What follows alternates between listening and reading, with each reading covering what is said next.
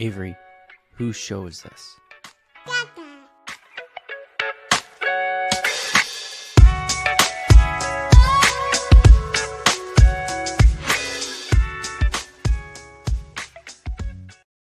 And we're live. Welcome, everybody, here to the Lakers Lounge Podcast. I'm Anthony Irwin, Senior Lakers Insider for Clutch Points, and today on the show, we will be talking about the conference finalists being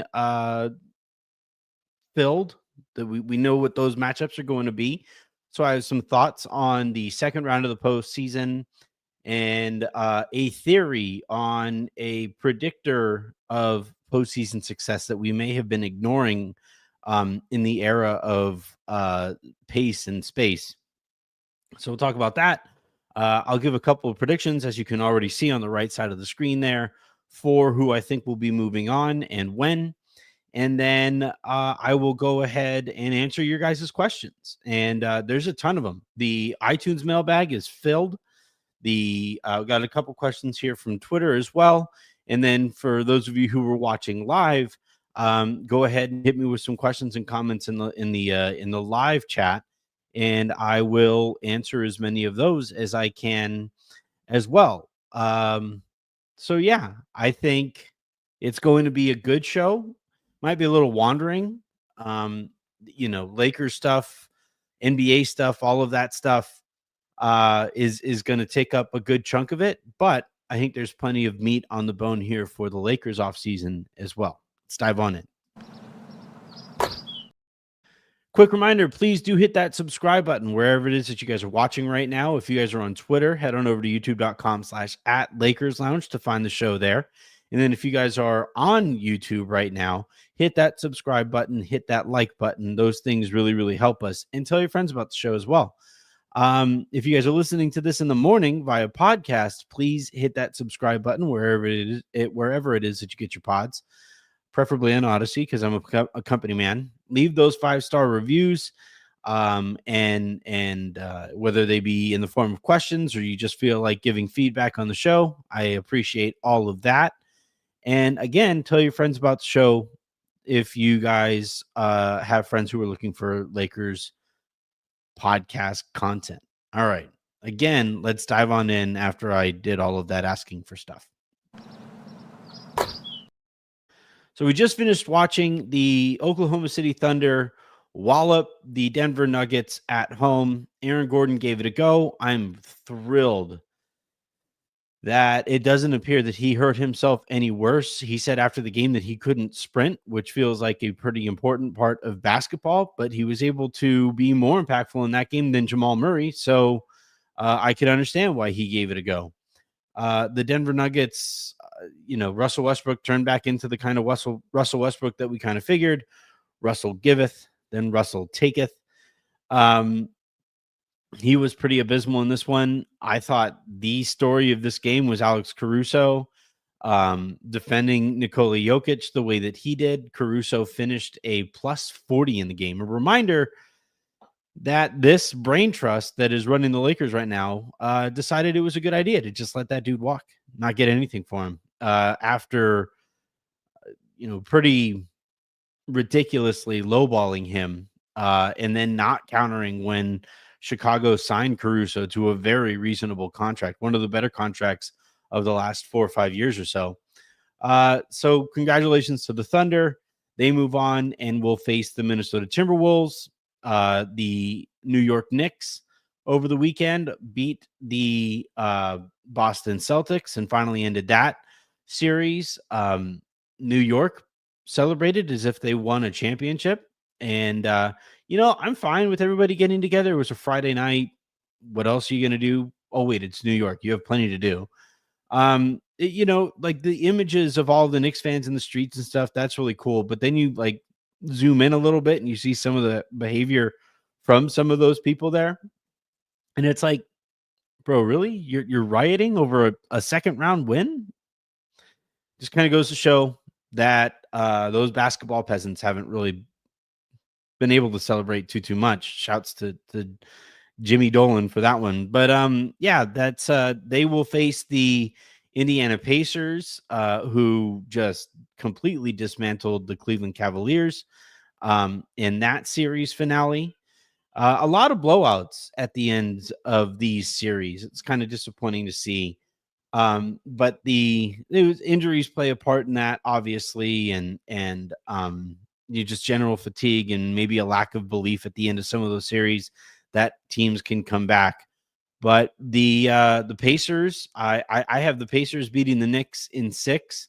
I have the Thunder. This is basically a coin flip. I truly don't really know how this series is going to go between the Oklahoma City Thunder and the Minnesota Timberwolves. Two really bleeping good teams. I've been more impressed, obviously, by what Minnesota has done in their postseason. I thought the Thunder, some of their warts really came out in this series against a honestly pretty poor Denver Nuggets roster. By the end of that series, they had probably like 6 or 7 playable guys.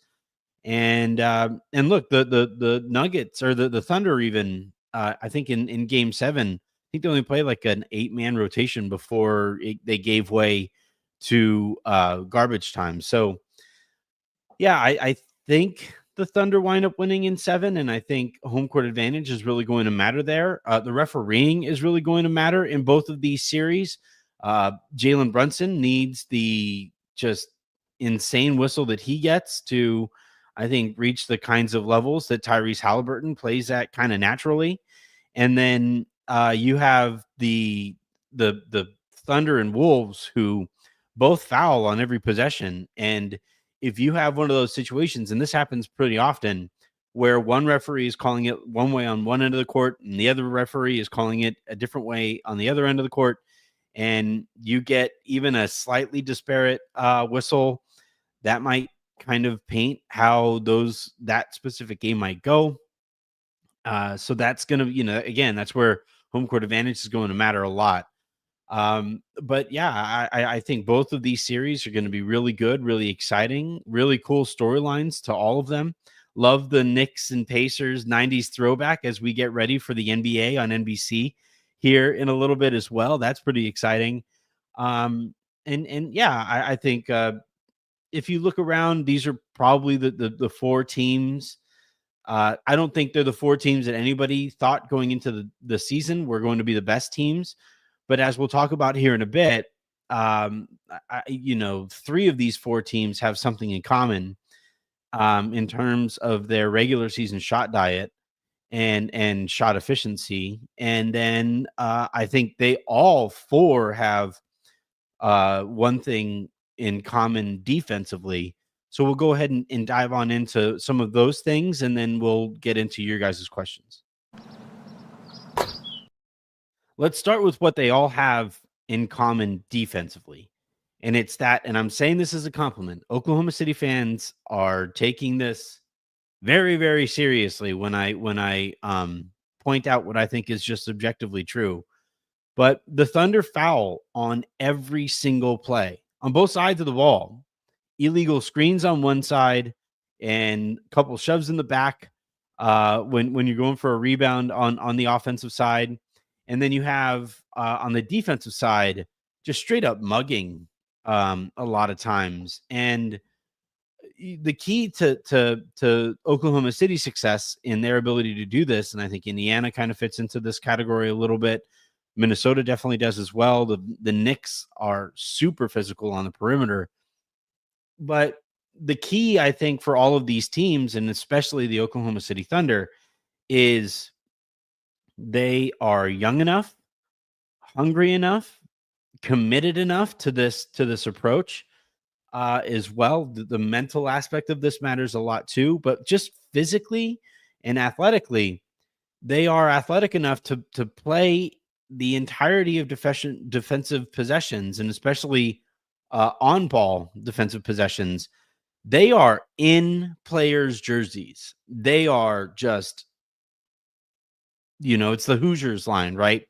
Tell me what flavor chewing gum that guy is chewing by the end of the game.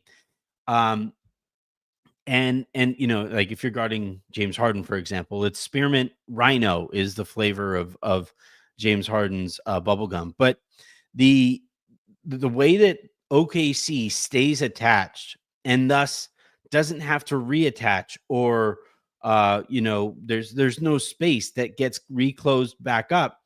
And in doing so, in that step forward to get reattached, that's where a lot of those fouls get called, where you see that little bit of a gap and you see a hand sticking out to hand check, or that step forward, you step into the offensive player's path and they get knocked down, and that becomes a foul. They are constantly attached defensively, and you can look around all of the rest of the postseason, or the teams that are still remaining in this postseason, and they are all capable of doing that, staying so attached and being so physical at all times that the referees basically say, like, well, I ain't called that last one, so I can't call this one, and I can't call the next. Like, it just becomes this kind of trickle effect where once a tone is set physically, the referees kind of have to abide that tone, and for the rest of the game, all of these teams get away with a lot of extra physicality. Now, it's going to be really interesting to see how all of these teams handle that, because nobody likes their own medicine. But yeah, I think defensively, the one thing that all teams, if you want to have legitimate championship aspirations, I think you have to be able to foul a ton and be athletic enough to get away with it, and be athletic enough to stay so attached to the person that you're guarding at all times that there is no contact that looks out of the ordinary and thus gets called. So for the Lakers, they don't have this kind of personnel. Luka is not that kind of an athlete. LeBron is, at this stage of his career, is not that kind of an athlete. Dorian Finney-Smith has slipped a little bit athletically, and he's not that kind of athlete. They just don't have. I don't think there's a single player on this Lakers roster who is that kind of an athlete, and thus can execute this approach defensively. And that really worries me, because if this is something that all of these teams have in common, then it probably goes without saying here that you need to be able to do that to have postseason success. And the Lakers just have no shot at being able to do that. None. Austin isn't that kind of athlete. Like, there's just not a single player on this Lakers roster or in this Lakers rotation who would, if it was just about defense, if like no Lakers basically would crack the rotation in terms of defense on any of these teams. And that, that's something that the Lakers are going to have to address here in the postseason, is getting more guys on their roster some way, somehow. And I think it's probably going to be a long process, but getting guys who can go out there and every single play be willing and able to foul and get away with it. And until they get that kind of personnel, I'm kind of nervous about the Lakers' actual aspirations at winning a championship. The other thing, literally right as I was getting ready to go live, I just really quickly looked at the playoff brackets, right? And the remaining 4 teams of the last, 4 or 5 years or so. And for the most part, I would say at least 3 out of the 4 finalists, year in, year out, sit in the top 5 or 6 of, or in one specific playoff or a regular season statistic, and that's 2-point field goal percentage.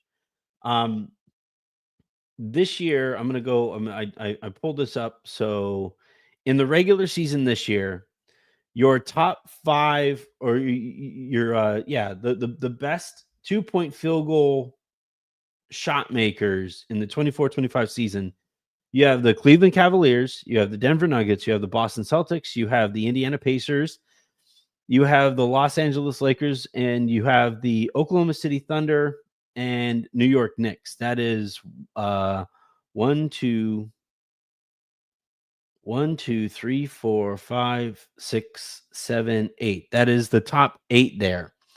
That is the Minnesota Timberwolves are the only one that are further down. They're outside of the top 15 even. So, but still, 3 out of the 4. You have Indiana, you have OKC, and you have New York, all in the top 8. In the 23-24 season, you have Indiana at 1, Boston at 2, you had Dallas at 3, and you had, again, Minnesota's a little further down the line here, outside of the top 15. But again, 3 out of the 4. And so on and so forth. It does become a trend, and I don't want to just sit here and read NBA.com to you. And I have a theory on it, essentially. It's that in the regular season, and this is where I get kind of frustrated with like the tech bro fashion that that some of these offenses are designed. Essentially, like my dad's an engineer, and my dad is the most practical person I've ever known. It's maddening how practical this guy is. And it was always like, if you know what the most efficient shot is, you shouldn't be shooting any other shot. And that's essentially how the rest of the tech bros who have taken over offensive design, that's their kind of end result. That's where they need to land. So you're either shooting 3-pointers or you're shooting at the rim. Every other shot that comes in between there, and especially the closer to the 3-point line, that isn't a 3-pointer, the worse that those shots are. And a lot of teams have just completely eliminated that shot from their diet at all. Another stat here, that again, I'm doing all of this research kind of on the fly, so who knows? But so you have, in terms of 2-point frequency, like the percentage of the shots that they're taking in the regular season and where they're coming from, you have the Denver Nuggets at 64.5% of their shot diet is of the 2-point variety. New York is at 61.8% in the regular season of their shot variety. Indiana, 60% of their shots are 2-pointers. Oklahoma City, 58.1% of theirs. And then Minnesota, again, is further down there. So Minnesota appears to be doing everything they can to be the exception to this rule. But the reason that I think that this is all important is because in the regular season, it's a lot easier to basically retrofit what type of shot diet you're going to have and more dogmatically abide by those shot diet rules. And when you get into the postseason, though, and teams know exactly which shot you're trying to take, they're going to do everything that they can to either make it impossible for you to take those shots or make you uncomfortable when you're taking them. And then they're going to do everything that they can to basically game you into shooting shots that they know you don't want to take, i.e. mid-range jumpers, floaters, yada, yada, yada. And those teams, I think the Cavs are like the nth degree example of this. But those teams that just completely avoid those shots like the plague in the regular season in striving for peak efficiency, those teams are getting shell shocked when they get into the postseason because their offense in the regular season looks so different from the type of offense they have to run in the postseason. And that giant shift, that identity crisis, that existential crisis that their offense is going through, that hits some teams harder than others. And those teams that in the regular season are preparing themselves, doing whatever they can to basically prepare themselves for that identity crisis, those teams are the ones that when it happens, because it's going to happen to everybody, they're the ones that are going to be the best at adjusting to this new brand of postseason basketball and thus now have more postseason success. So you combine the kind of defense that we know that you have to play in the postseason, and we know what that kind of defense is basically going to try to force teams into offensively.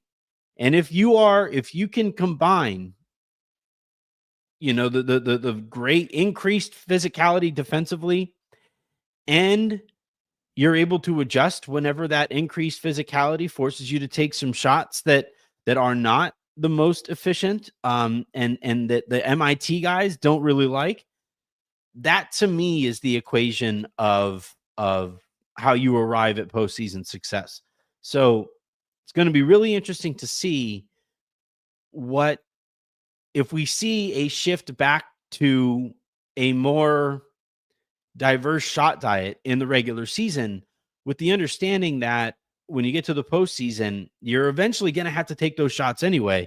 So you may as well practice them, get your reps in on those shots in the regular season, so that when you get to the playoffs, it doesn't hurt so bad when you aren't able to utilize the shot diet that you would maybe prefer. I think, as much as we would have liked to say, and now as much as, like, the Moneyball type minds that run the NBA nowadays, as much as they would like to take credit for this great evolution of pace and space and 3-point shooting and all of these other, the corner three, right? The emphasis on the corner three. Look around at how many open corner threes you're seeing the good defensive teams in the postseason giving up. Those shots are gone. Like, you see maybe one or two of them a game. In the regular season, I bet most of these teams rely on open swing corner 3-pointers. That probably makes up a pretty big chunk of their offensive diet. Now that's gone. Arguably the second most efficient shot in the sport, the open corner three, is gone, unless it's somebody that the other team wants taking it, right? Russ shot one today, and it was because the Oklahoma City Thunder just walked away from him.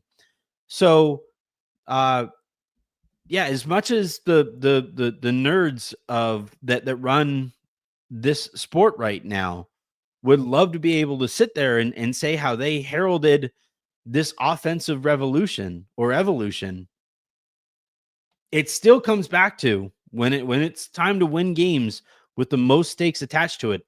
It still comes back to who can create a shot, who is comfortable making tough shots, who can get to the free throw line, and who can bash and bludgeon their way into the paint, while doing everything that they can on the other end to not allow the other team to do that. That's what postseason basketball is all about. And these teams that are left standing, and don't get me wrong, you still have to be able to knock down shots. You still, in the regular season, you still have to be able to get your innings eaters out there who can, you still want to design an offense that does generate good shots.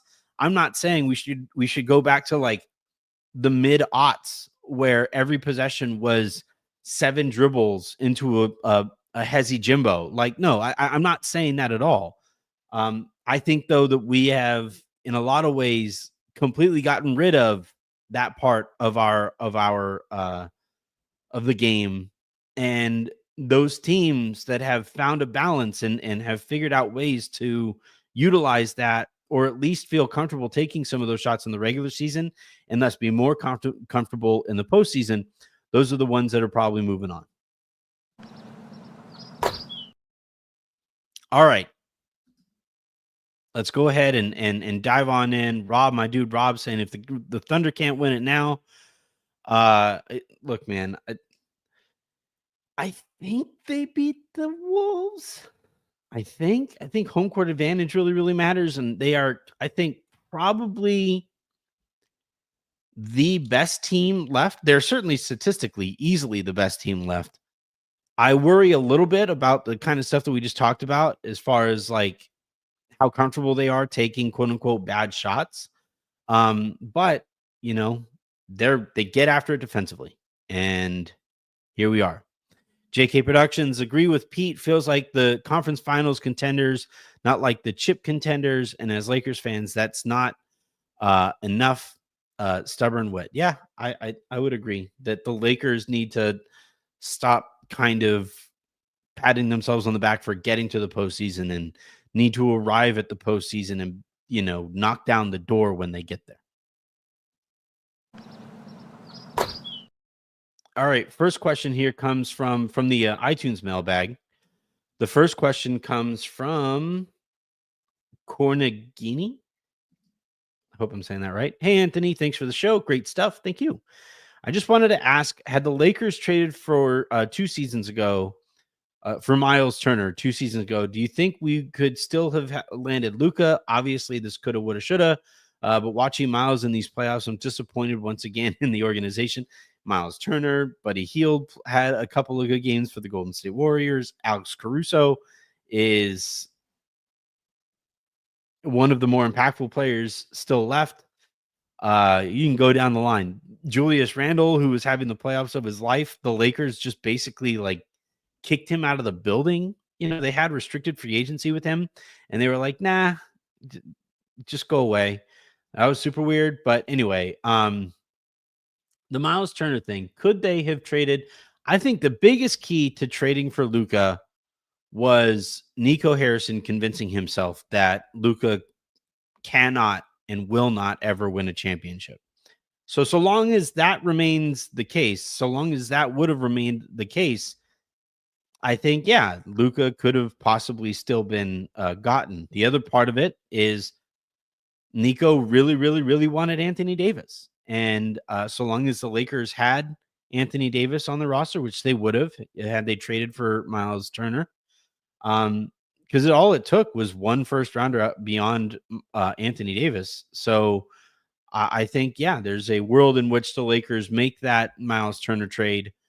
So long as they hold on to one extra first rounder beyond Miles Turner and Anthony Davis, that you could possibly be looking at a team here with Luka, with LeBron, and Miles Turner, and that'd be a pretty good team. That'd be that would be a good combination of all the things that we kind of talked about there. But yeah, not making that Miles Turner trade. Like, the other part of it too is, to me,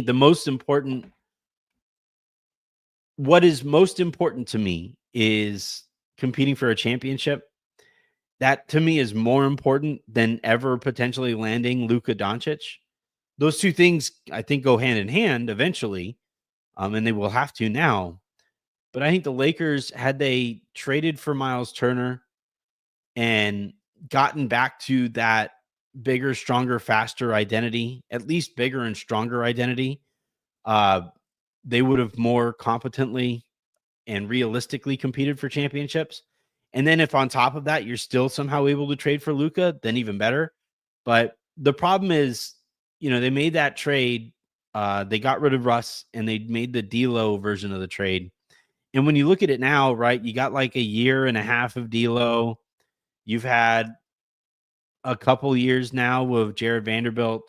You had a half a season of Beasley, and you weren't able to turn Beasley in Malik Beasley. I blanked on his name.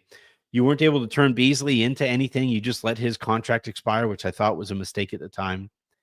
And now Vando is one of the worst contracts in the league. So all you really have to show for it is a conference finals where you got swept pretty unceremoniously, and none of those players are anywhere near as valuable as Miles Turner is. So yeah, I think it's pretty clear, especially when you consider that Miles Turner Buddy Hield package was there for at least a year, I would say. And you could have just gotten off of Russ and avoided the extra headache that he became. And you could have made that trade a little sooner, and you would have had that identity. I think it was clear to me at the time, and now it remains even clearer given the benefit of time, that the Miles Turner package was the one that the Lakers really should have pursued harder. Part of why they didn't, part of why that never happened, I think, just keeps on going back to Rob not really having a North Star when it comes to uh, basketball identity. And so long as that remains the case, I think the Lakers are going to be kind of lacking culturally. If all your GM cares about is appeasing people well enough to remain employed, I think you're always going to be kind of rudderless, right? Because inherently, your lead basketball decision maker has to be the rudder. And if he just kind of wafts randomly from position to position or basketball priority to basketball priority in search of more and more and more organizational power, then he'll remain employed and he'll be one of the safest people in the sport. But I don't know how much success the Lakers are actually going to have if that remains, if so long as Rob's top priority is remaining employed, not actually improving the Lakers basketball chances. Viva Exceptionalism writes, Anthony, me again. What do you think of the following potential trades? 1, Austin for Suggs straight up. 2, Austin and Dalton for Anthony Black and Goga Badatse. 3, or no, I think the money would work. Orlando needs offense. We need defense on trade 2. There might need to be some draft capital coming back as Austin is the best player in the deal. Let me know your thoughts. So I've maintained this. This has been confirmed with a lot of the more traditional reporting. But if the Lakers trade Austin, it'll be as part. He'll be as a part of a package that brings back a bona fide, recent or current or potential all-star. That's the bar. And I like Suggs. I think he brings a lot to the table that the Lakers need, right? Given what we just talked about at the top of the show and what the keys to postseason success are, especially defensively. He checks a couple of those boxes. However, he's not an all-star. He'll never be an all-star. And the Lakers want an all-star. They think Austin will be an all-star next year. So you got that. Trade number 2, again, Anthony Black and Goga. Goga's been a popular name this offseason so far, and I do think he's somebody that the Lakers will kick the tires on. But again, at the end of the day, it's almost not worth putting together these hypothetical trade offers or trade scenarios involving Austin that do not bring you back an all-star. That's the you must be this tall to ride this ride. You must be this good for the Lakers to trade Austin for you. I think there's a lot going on there that maybe extends a little bit beyond basketball. But yeah, at the end of the day, Suggs, Black, Datse, like even if you're getting draft capital back, the Lakers, if they're moving Austin, which I don't think they will this summer, if they're moving Austin, it will be for an all-star. The next trade here comes from Q Breezy 12, or the next question here comes from Q Breezy 12. Dallas seems locked into Flag, but if you're Rob, don't you at least make the call with Braun for Flag and filler? Dallas is in win now mode, and Braun can play with his boys Kyrie and AD, while the Lakers build around a core of the 3 coldest white boys ever assembled. Like problematic Thanos. Like, not that those guys are problematic. I'm just saying that like problematic people would love that Lakers team for complete basketball reasons, obviously. But so I messed around a little bit after we saw that the NBA gave the Mavericks that top pick. I messed around a little bit and I threw together a trade that was essentially this kind of hypothetical where LeBron and Bronny wind up in Dallas, and then Dallas sends over whatever contracts that they need to and the Lakers would probably send a pick as well with LeBron to get Cooper back, all of that stuff. One, it's not even really worth talking about a trade until LeBron decides and approaches the Lakers about a trade. And I'm pretty sure there is like a handshake agreement that LeBron will never do that as part of the Lakers. Two, um, I think if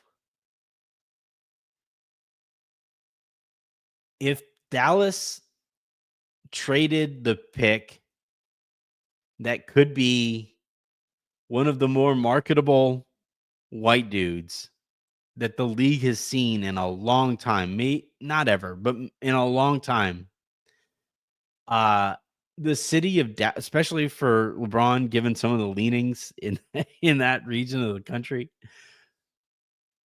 Dallas fans would actually riot. Like J6 is what we're talking about. Like it would be ugly, and the conversations about it would be ugly. So I don't think that will ever happen. It's a hilarious hypothetical, one that I have laughed at quite a bit for a variety of reasons. But I think it's the likeliest thing here, and it's been so funny that you've had rumors and leaks that like Patrick Dumont will not let Nico Harrison trade the pick. If you have to basically place bumpers on like the bowling bumpers that you put up when your kid is bowling, if you have to put in those gutter bumpers to make sure that your lead basketball decision maker won't do something astronomically stupid again, I think that kind of tells the story on how you feel about Nico Harrison. I think that pretty much does it. And man, one of my favorite stupid takeaways has been all these morons who are like, see, Nico gets the last laugh. For what? For literal luck? Unless you're saying, and it's funny that like ESPN people were echoing this sentiment too, which I don't think I don't think the league wants its partners echoing this sentiment. But essentially, the take here is that because they won the lottery, Nico was right to trade Luka when that's luck, and you are trading Luka Doncic for a 1.6 or 8% chance at landing Cooper Flag. Or you're saying that the NBA promised them Cooper Flag, and thus Nico is right to make that call because you would rather have Cooper Flag over Luka Doncic. Like if you're saying all of that stuff, then okay, then fine, I'll listen to the take. But if you can't recognize how stupid you sound while you make those cases, then why are we even talking about this stuff? And why are you paid so much money to work at ESPN? Core of the 3 coldest white boys ever assembled. That's an amazing comment. Just amazing turn of phrase. All right, let's go into. Oh, we do have a super comment, so I will go ahead and play this. Still laughing at the coldest white boys we've ever played. JK Productions writes, what's the quickest way the Lakers could build a roster like the Thunder or Wolves? I think if they actually want to compete for chips, they have to. It would take years, and it would take some painful decisions that I don't think Rob wants to make. You cannot have a roster like that with LeBron and Luka and Austin making the amounts of money that they are going to make. It's just not possible. You will not have that identity until one, maybe two of those guys are gone. And it's not going to be Luka, right? So Austin and LeBron need to be gone if you want that kind of roster or identity. It would require Rob rethinking the stuff that he prioritizes, because his top priority is, as Pete and I talked about, stay employed. His next Like his actual basketball philosophy is very individual skill, tough shot making, bucket getter type of player. And those players almost never defend the way that the guys that you're talking about on the Thunder defend. So Rob would have to completely reimagine um kind of the way that he sees the sport. Remember, he's an agent. And when he was an agent, the things that got his guys paid were buckets, were tallying points, were not, wow plays that convinced scouts and front office executives to pay his clients so that for their shot making. And what we've seen is a change in what it takes to win championships, or what we're realizing is that, like, those combo guard bucket getters, like, how many of those players have won championships? Being serious, I'm asking. Jamal Crawford, I don't believe ever won a championship. Lou Williams, I don't believe ever won a championship. I'm trying to think. Like, go through those kinds of players, and I don't think there are very many of them who made a bunch of money and also won championships. You could have a couple of those guys on your roster so long as they're like vet men players who you throw in as kind of microwave type players who get hot and then come out before they get torched defensively. Those types of players do not lend themselves to this kind of identity. And it's the kind of identity that I agree the Lakers need to get to, but it would take serious reimagining of the things that Rob, at least hypothetically, seems to value. So you got that. The other part of it too is I don't think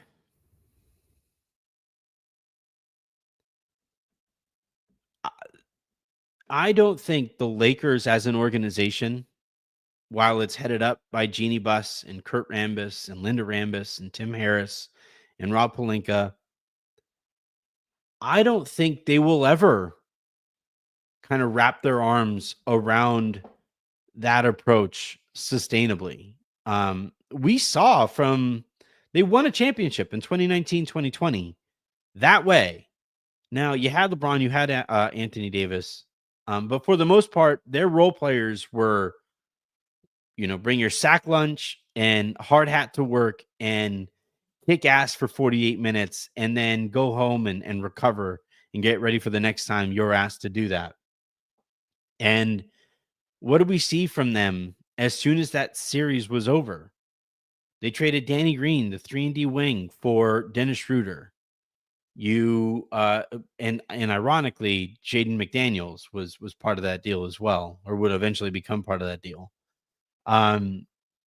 You eventually trade KCP and Kuzma for Russell Westbrook. You choose Talen Horton Tucker over Alex Caruso, right? What do all these guys have in common? Dennis Schroeder, 6th man of the year. Now, he gets after it defensively. I'll give him credit for that. The Lakers probably miss some of that competitive fire on the perimeter, but he's also really small, and he won a 6th man of the year for scoring off of the bench. Or was second. I think he was 6th man of the year. Either way, they had him and Montrezl Harrell, and one of them won 6th man of the year. The other one came in second. But Dennis Schroeder, very much a isolation attacker, pierces the defense, and usually does so with the notion of scoring. Russell Westbrook, right, is Russell Westbrook. That's all I need to say. Talen Horton Tucker, right? The thought there was that he was going to be this at times ball dominant, secondary or tertiary creator, and it just turned out that he just wasn't very good at basketball, and they completely devalued Alex Caruso's ability to fit into this identity. Right? He fits in OKC like a glove in more ways than one, but especially on defense. And I think that's something that the Lakers, if we ever see the Lakers really commit to getting after it defensively and really commit to, like, you would see a cultural shift have to take place before we see that kind of roster put together. So, in all likelihood, I think the Lakers are probably going to keep on trying to win championships by way of offense first. And yeah, I'm a little skeptical that that's a foundational principle that the Lakers can abide and still have the kind of success that they're looking to, or that we expect them to. Let's see. So we'll go over here. And on Twitter, I asked for a couple of questions and we got a few. So at Alex AC717, seems like a pipe dream for the Lakers to even be in the Giannis destination talks. But if he somehow ends up here, is the team even a viable contender with what would be like Luka, Giannis, and LeBron, Luka, and Giannis, and then 12 veteran minimum contracts? It's a good question. I think it all kind of depends on Giannis's approach to playing center or not, or setting screens or not. And then if the Lakers can find enough dogs defensively, then maybe. But it would probably, like, I don't think while you have LeBron, you're competing for a championship in those first couple of years, trying to make it work with LeBron, Luka, and Giannis. Like, I just don't think there's enough spending power left over to put together a championship level roster. Look at all of these teams. Jokic said this tonight. Jokic was asked about, like, why, what are the things that he kind of looked for or noticed with the teams that had success, and he talked about depth. Um, as one of the things that the teams that remain in these playoffs is a viable bench or a full rotation of guys that they really trust. New York is, I think, kind of the exception to that rule, but outside of that, though, you do see deeper benches, deeper rosters, and an identity that runs all the way through that roster in one way or another. And it's just kind of difficult to piece together that kind of culture,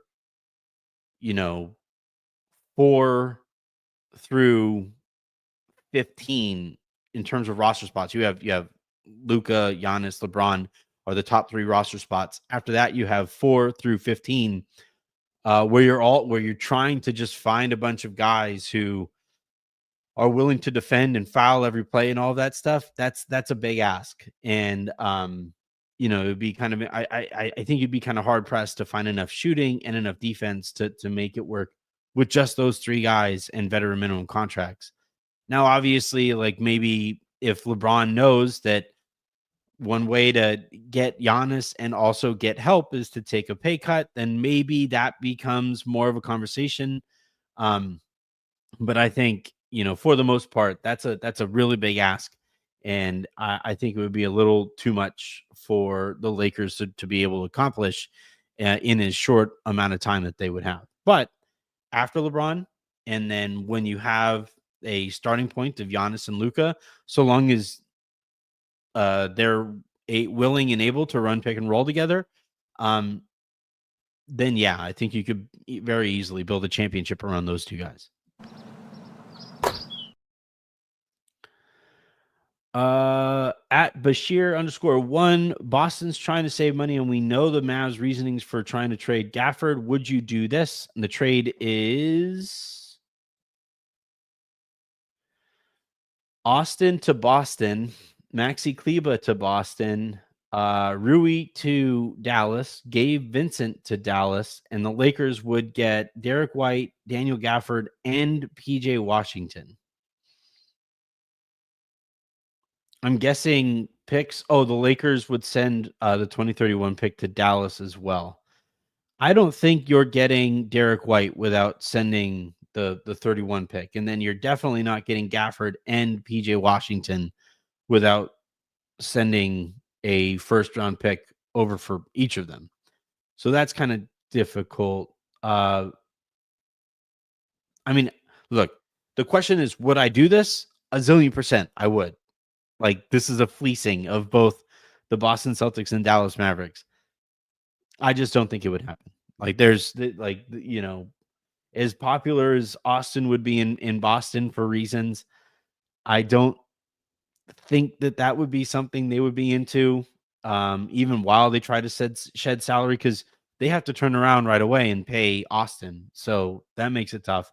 And then, in Dallas, I think the Lakers would be lucky to get one of Daniel Gafford or PJ Washington. I don't think there's a world in which they get both without giving up way more than I think the Lakers are willing to pay.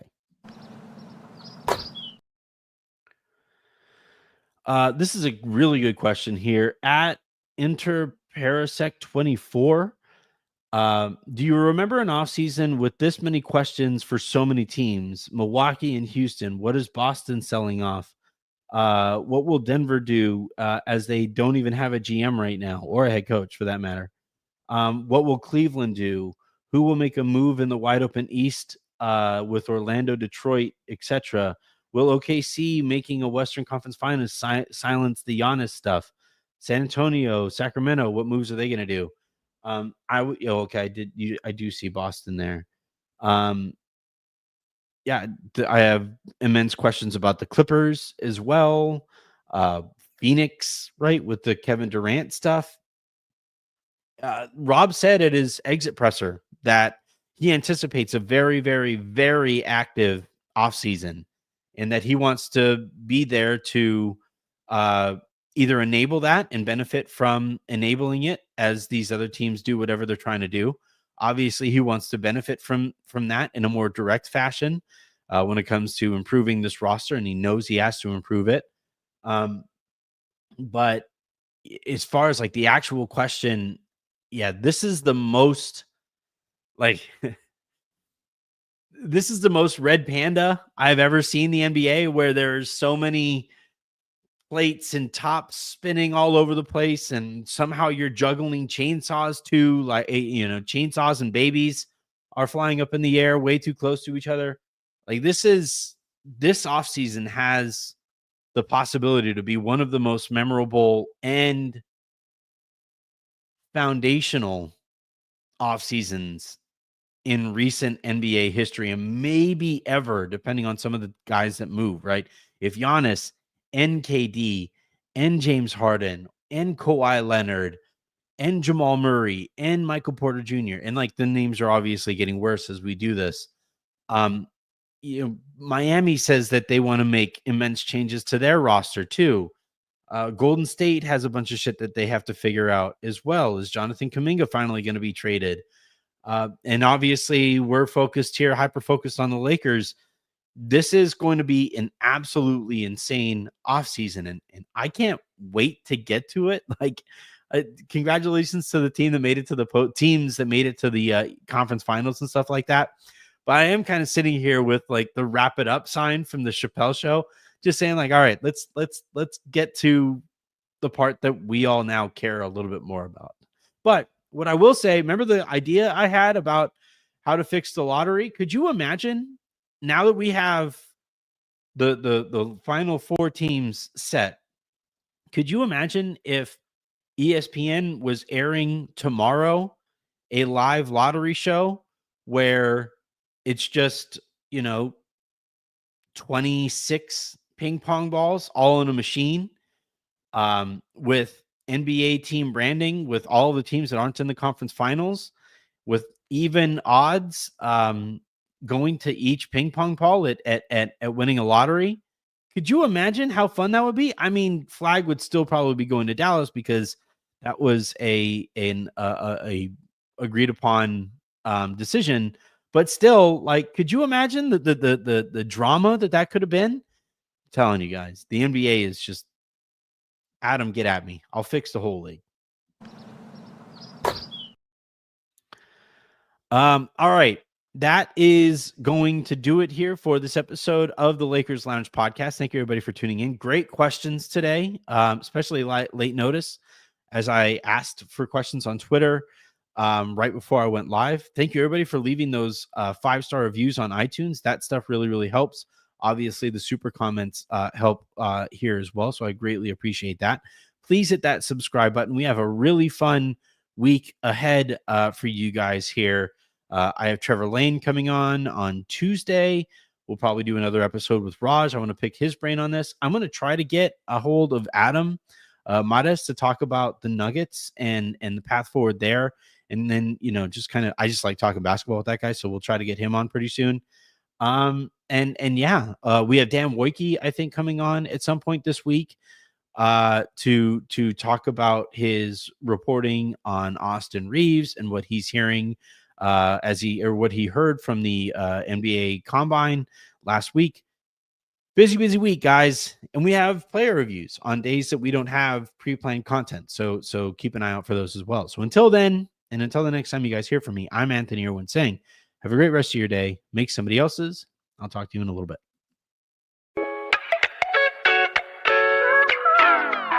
Bye, everyone.